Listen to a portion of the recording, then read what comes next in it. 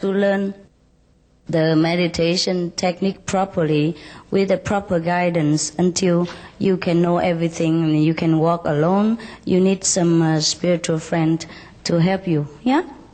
Don't try meditation yourself. It's a little unsafe. What do you actually mean when you said that there is no life after death? Please make it more clear. Did I say no life after death? No. Okay. All right, but since you asked, I tell you something more clear. There is life after death, or else what for we have to practice and to know God and to be pious and to change our way of life, keep commandment, vegetarian, blah, blah, blah, and so forth. There is life after death, but there are two kinds of life that we can choose. One is a returning to the physical body or going to some of suffering purification places, or one is go direct to heaven and enjoy. And I'm here to offer you the last one, the enjoyment of heaven, even now on this planet. That's why in the Bible it says, glory is your name in heaven as well as on earth. We can even glorify God on earth if we know Him, if we walk the way of love, if we walk the way Jesus walked, the way of heaven. Yeah? We change our life to a heavenly-like quality. Can you change past karma? I can. At the time of initiation, I will do that for you. How? Expertise. Just like if you're a doctor, you know how to operate. Yeah? I have learned with heaven. God has shown me how to do that. And I can do that. Okay? Just a science, it's a heavenly science that you have to learn. Yeah, I've learned that before. It's easier. Yeah? It's easy. Very easy. But only if you allow me, because you are God yourself. You allow me means you let me kick open your wisdom eye for you and continue being responsible, taking care of you until you become one with God, until you know you can walk alone yourself. Then I can help you to do that. I erase everything from the past, so you don't have to come back here again or to another physical dimension again. But you have to change from today so that you don't create new karma. Because you can create new karma. I will not blame you. I will not condemn you anything. It's just that your life will be suffering again. That's it. What purpose does the physical level serve in God's purpose? Why does God not just get rid of it if it carries so much difficulty? No, it's fun. It's fun. It's fun. That's why God created it. We agree to play the game. Yeah? And if you feel the game is too much now, then it's time to go home, then let God know.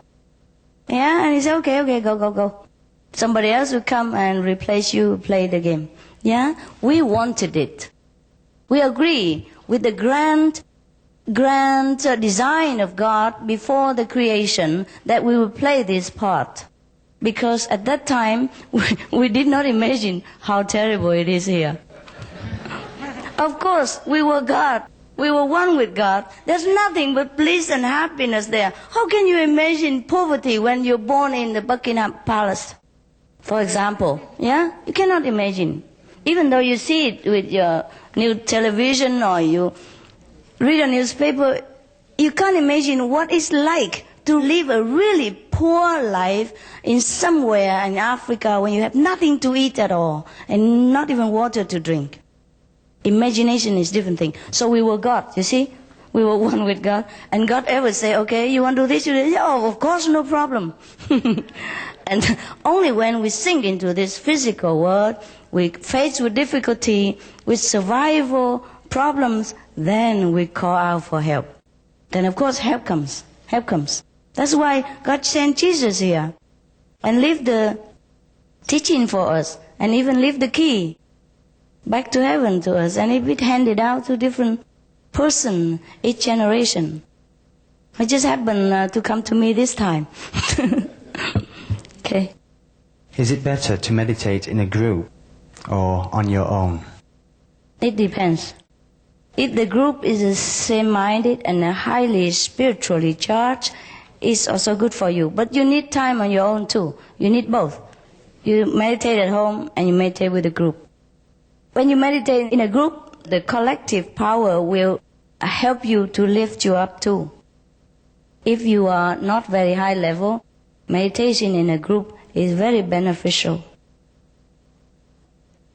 I am confused. I have heard that meditating is a way to let go of one's control over the mind and let one's thoughts float freely. Yes. But I have also heard that meditating is a way of focusing one's mind on a single purpose and train it not to stray in other directions.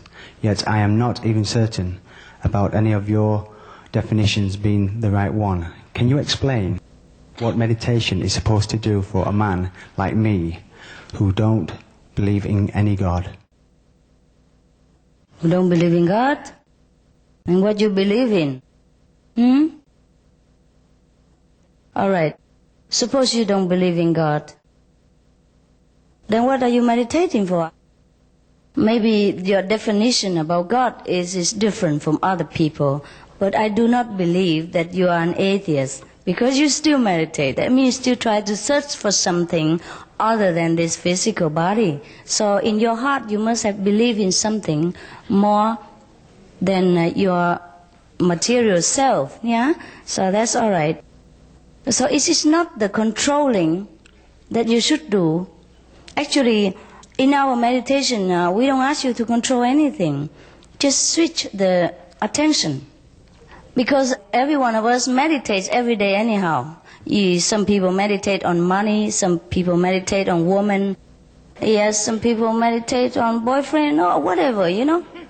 Whatever your attention is directed to, that is your meditation object. So now, in place of that, we meditate on something higher than this physical object, yeah? Something more noble, more beneficial to the body and the soul.